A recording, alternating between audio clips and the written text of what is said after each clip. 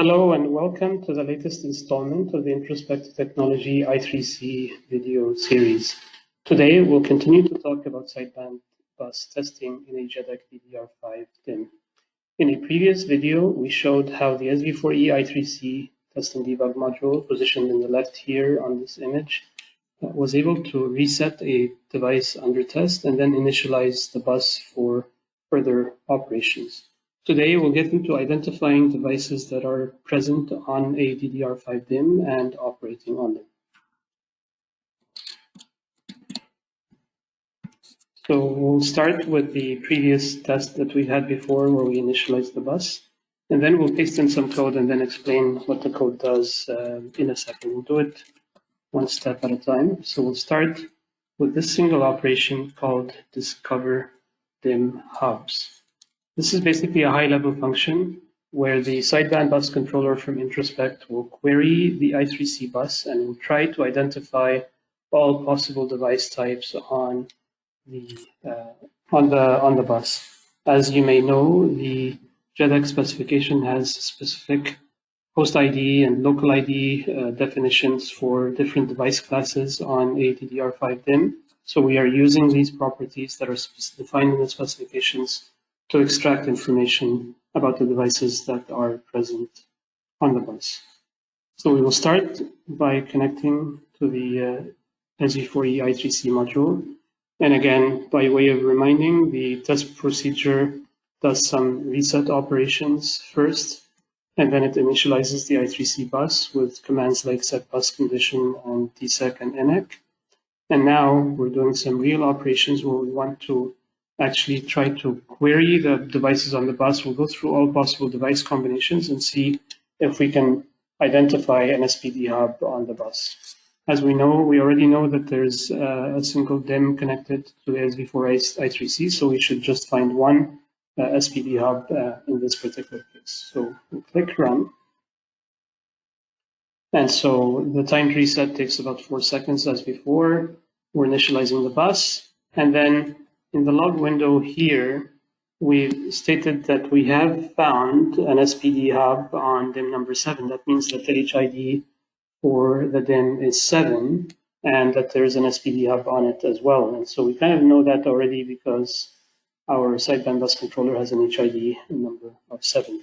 So far so good. We have a DIMM, and that DIMM has an SPD hub on it. So we'll now add another command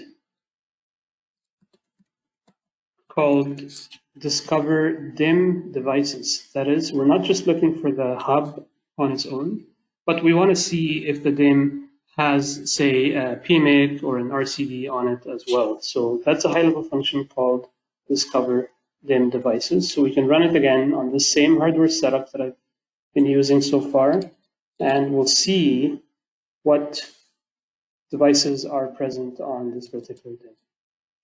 So we will click run.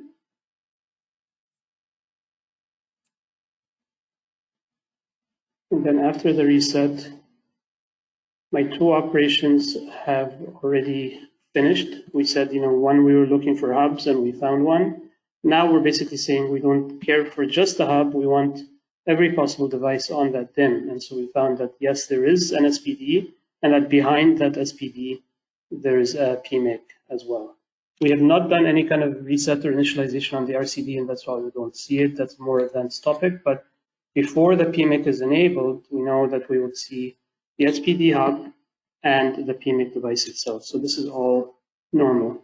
And so if we go to the protocol analyzer trace, we'll get some insight into what has been done. And again, compared to the previous initialized bus kind of function where you had a handful of CCCs, now we're seeing a lot more transactions happening on the bus. And these are basically the sideband bus controller trying to query devices on the bus. So if we go to the states here, and after the initialized bus, here, we're trying different addresses and we're seeing if they acknowledge back. So here we're doing a get status, and then on address A1, and we did not get an acknowledge. And then we are doing a get status on address 4.1 and we did not get an acknowledge. Address 5.1, we did not get an acknowledge, and so on until we reach the HID 7 where there was a device, and then we will get an acknowledge. So here, there is an acknowledge here, and that's how we know that this device is actually present on the bus. So these automated functions of the SV4i3C are basically querying the bus and identifying what device responds from the bus, and then it eventually gets the proper response. And so with this, we've basically gotten already insight onto the device. And so it's really a function of what command we're sending. One, we're looking for the hubs only, and then one, we're looking for any devices that exist on DIMMs. There is a third option that's available to us as well, and that's to say, well, I know which hub I'm talking to. Like I know the HID of the hub that I'm talking to, and I just want to see devices only on that hub. And so there's another high-level method called discover devices on DIMM hub. So this is a specific hub that we're talking to. So the first method is search for all hubs. The second method is search for all devices, whether they're hubs or not. And then the third method is search for devices that are behind a specific SPD hub. So we can now run this test and see what we get.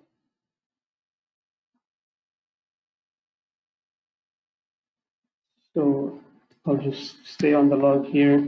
And again, SPD hubs, there's only one, and it's on HID 7, so it's DIMM7 SPD. Devices on DIMMs, before the PMIC is enabled, we're seeing DIMM7 SPD and DIMM7 PMIC, that's good. And then here, if I already knew that I'm talking to only a single hub, then I'm asking only for the devices behind this specific hub. And again, they happen to be the SPD, of course, and the PMIC. So these are all consistent results, and they're really just different ways to discover what's on the bus using high-level methods. And if we go to the transactions again, we'll see a bunch more, but there are no errors here. The communication was successful, and that is what matters. So there we have it. We just showed some more high-level functions on how to discover devices, discover hubs, and discover DIMMs using the Introspect SV4E I3C test and debug module. Thank you so much for watching, and make sure to come back for further information.